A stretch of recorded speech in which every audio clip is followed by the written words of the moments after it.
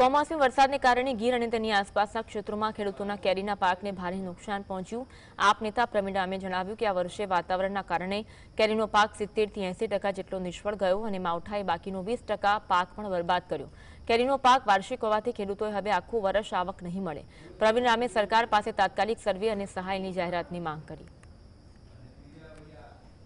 અને આમ પણ માવઠા પહેલા પણ વાતાવરણના કારણે लगभग 75 થી 80% કેરીનો પાક આ વર્ષે ફેલ થયો છે અને વધારામાં ઓછું આ માવઠું આવવાથી જે 15-20% માલ બચ્યો હતો એ માલ પણ ફેલ થવાથી ખેડૂતોની પરિસ્થિતિ ખૂબ દયનીય બની છે।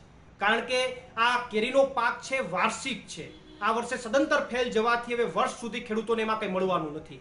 ત્યારે મારી સરકાર પાસે માગણી છે કે આમની અંદર કોઈ સર્વે કરાવવાની જરૂર નથી, તમામ વસ્તુ નજર સમક્ષ છે। કેરીના પાકની અંદર જે નુકસાની થઈ છે નજર સમક્ષ છે, એટલે આમની અંદર કોઈ પણ જાતના સર્વેના નાટક કરવાની જગ્યાએ તાત્કાલિક ધોરણે કેરીના પાકની અંદર યોગ્ય અને સંતોષકારક સહાય આપવાની જાહેરાત સરકાર દ્વારા થાય એવી મારી સરકાર